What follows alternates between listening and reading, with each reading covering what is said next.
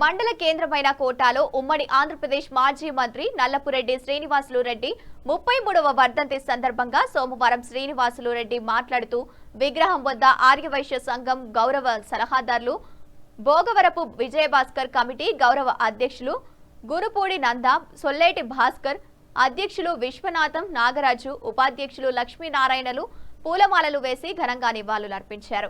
అదేవిధంగా కోటాలోని షిరిడి సాయిబాబా అక్షయ ఫౌండేషన్ ఆధ్వర్యంలో అధ్యక్షులు అల్లం రమణయ్య, సభ్యులు విశ్రాంతి ఉపాధ్యాయులు ఆవుల సుబ్బయ్యలు శ్రీనివాసులు రెడ్డి విగ్రహానికి పూలమాలలు వేసి ఘనంగా నివాళులర్పించారు.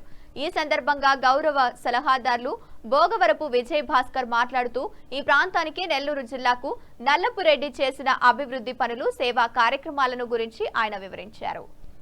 శ్రీనివాసులు రెడ్డి వర్ధంతి సందర్భంగా ఈరోజు ఆదివైశ్య సంఘం వారు ఆయనకి ఘనంగా నివాళులు అర్పించడం జరిగింది. శ్రీనివాసులు రెడ్డి గారు పేద ప్రజల సంక్షేమం కోసము అహర్నిశలు కృషి చేసి తన జీవితాన్నే త్యాగం చేసినటువంటి మహానుభావుడు.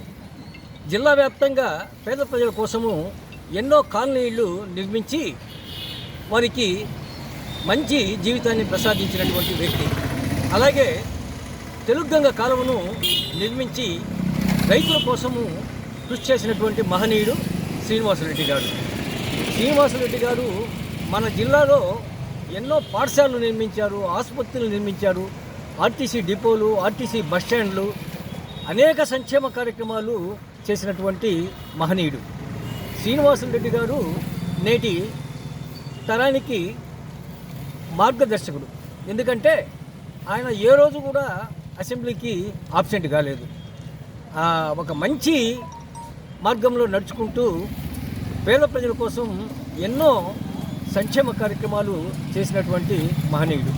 కాబట్టి అందరూ కూడా ఆయన చూపినటువంటి మార్గంలో నడుచుకుంటూ ప్రజా సంక్షేమం కోసం కృషి చేస్తే మన రాష్ట్రము, దేశము కూడా అభివృద్ధిలోకి వస్తుందని ఆకాంక్షిస్తున్నాను. అమర్ హే అమర్ రహే, అమర్ రహే, అమర్ రహే, అమర్ రహే, అమర్ రహే, ఎన్టీఆర్, ఎన్ఎస్ఆర్, అమర్ రహే, ఎన్ఎస్ఆర్, అమర్ రహే, ఎన్ఎస్ఆర్.